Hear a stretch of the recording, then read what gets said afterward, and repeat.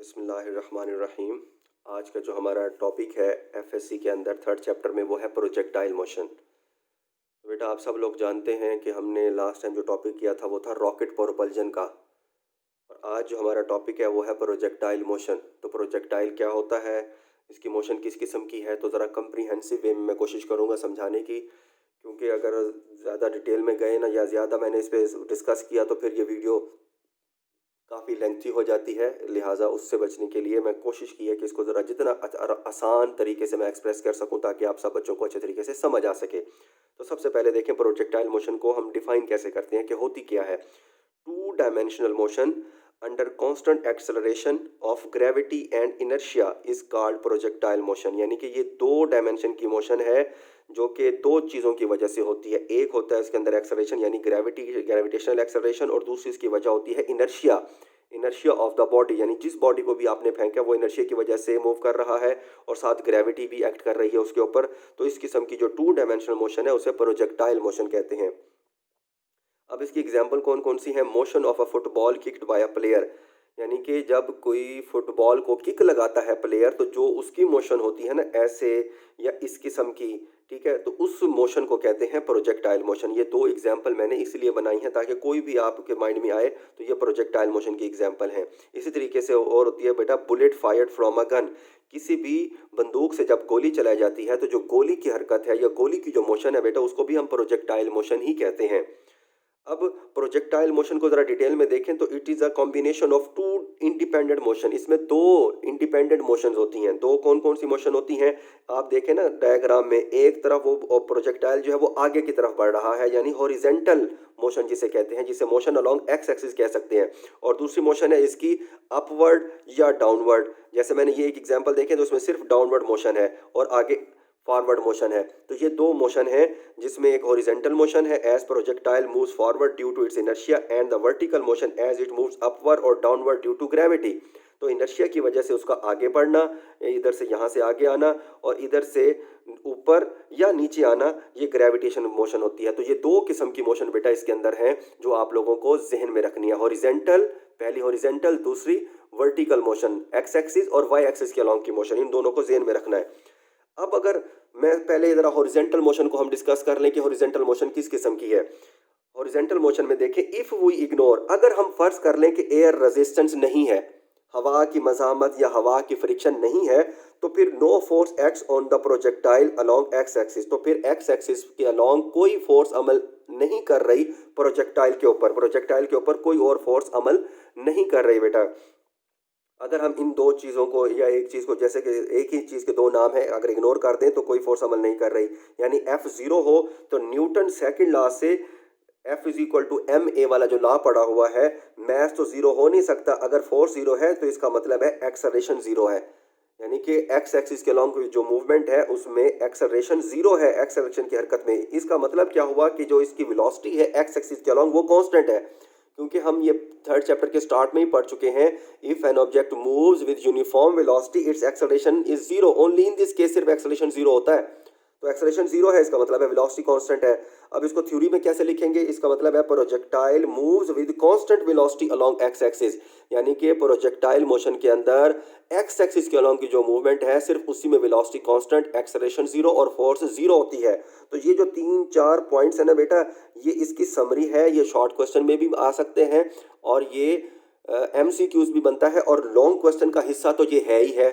अब आगे देखें कि along X axis due to inertia, inertia की वजह से जो मूव कर रहा है उसमें उसकी जो एक्स कंपोनेंट है वेलोसिटी का या वेलोसिटी अलोंग एक्स एक्सिस है बेटा वो जीरो होता है।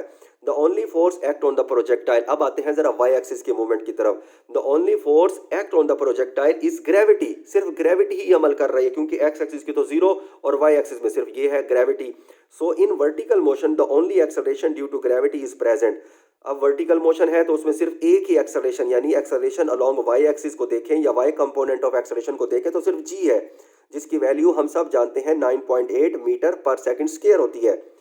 एनी ऑब्जेक्ट, अब जरा थोड़ा सा मैं इसको समरी कर लूँ, any object follow this type of motion. अब कोई भी ऑब्जेक्ट जिसमें ये डायग्राम में देख लें या एक्स एक्सिस या वाई एक्सिस को देख लें, इस किस्म की मोशन को अगर कोई ऑब्जेक्ट फॉलो करता है तो बेटा उस मोशन को कहते हैं प्रोजेक्टाइल मोशन और उस ऑब्जेक्ट को कहा जाता है projectile. And path followed by the projectile it's called इस ट्रेजेक्ट्री, और जो पाथ फॉलो होता है उसको हम उसकी ट्रेजेक्ट्री कहते हैं। अब पहले पहले एक आसान सा केस लिया जाता है प्रोजेक्टाइल मोशन को समझने के लिए, जैसे कि यहाँ से, यानी इसको हमने किसी हाइट पर, किसी वाई एक्सिस की हाइट पर खड़े होकर, छत पर खड़े होकर जैसे पत्थर फेंका है, बिल्कुल ऐसे सीधा स्ट्रेट लाइन में पत्थर फेंका है, तो वो कितनी दूर जा गिरता है ये हमने पता करना है, और कितनी हाइट से फेंका गया है, यानी उसकी कितनी हाइट से वो फेंका गया है, ये दो पॉइंट हमने फाइंड करने होते हैं। एक सिंपलेस्ट केस से ये दो चीज़ें समझते हैं, थोड़ा सा और मजीद हमारे पास क्लियर हो जाएगा कंसेप्ट। व्हेन प्रोजेक्टाइल, अब देखें प्रोजेक्टाइल मैंने कहा कोई भी चीज़ जो इस किस्म की हरकत करता है उसे प्रोजेक्टाइल कहते हैं। मैंने ब्रैकेट में लिखा है स्टोन, पत्थर, जैसे कि पत्थर फेंका गया हो छत से, या कोई बॉल फेंकी है आपने, ठीक है, is thrown horizontally from certain distance, horizontally फेंका है, यानी वेलोसिटी का सिर्फ एक्स कंपोनेंट है, initially Y component of velocity जो है वो यहाँ जीरो है, यानी कि ऊपर की तरफ तो फेंका ही नहीं है, बिल्कुल सीधा फेंका है एक्स एक्सिस के अलॉन्ग, तो सिर्फ एक ही कंपोनेंट है। Certain distance along Y axis, ये certain distance along Y axis है, और उसकी हाइट जो है, या हाइट कह लें, इसी को हाइट कहते हैं। We have to find how far it hits the ground, इस मोशन में हमने क्या फाइंड करना है कि कितनी दूर जा गिरा प्रोजेक्टाइल, अपने फेंकी जाने वाले पॉइंट से कितनी दूर जा गिरा, ये फाइंड करना है, यानी कि डिस्टेंस अलोंग एक्स एक्सिस। वो use equation of uniform motion, हम इक्वेशन ऑफ यूनिफॉर्म मोशन इस्तेमाल करेंगे, क्योंकि हम पहले पढ़ चुके हैं वेलोसिटी यहाँ पर यूनिफॉर्म है, लिहाजा हरकत की वो वाली मसावात इस्तेमाल करनी है बेटा जो इस सिचुएशन पे पूरी आती हो। तो वो आपके पास s is equal to V T है।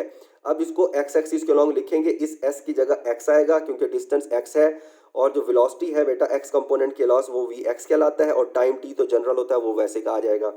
अब डिस्टेंस अलोंग वाई एक्सिस, दूसरा पॉइंट, जैसा पहला पॉइंट है कितनी दूर जा गिरा, दूसरा कितनी हाइट से उसको फेंका गया है, तो वो फाइंड करने के लिए हमारे पास equation of motion, second equation of motion है, जो कि फासले के इस्तेमाल करते हैं अगर इनिशियल वेलोसिटी और एक्सेलरेशन पता हो, और यहाँ से टाइम टी भी पता चल सकता है। तो सिचुएशन के हिसाब से सेकंड इक्वेशन मोशन हम इस्तेमाल करेंगे ये वाई फाइंड करने के लिए। अब वाई अगर फाइंड करना है तो बेटा आप देखें, जैसे मैं पहले बता चुका हूँ, ये देखें यहाँ पर कि इनिशियल कंपोनेंट जो वाई है, वाई इनिशियल वेलोसिटी का वाई कंपोनेंट वो जीरो है, लिहाजा इसमें हम पहले तो इसको मैं वाई एक्सिस के लॉन्ग इक्वेशन को लिख दिया, एस की जगह वाई, आई की जगह वी आई वाई, और ए की जगह हमने जी पुट कर दिया है बेटा।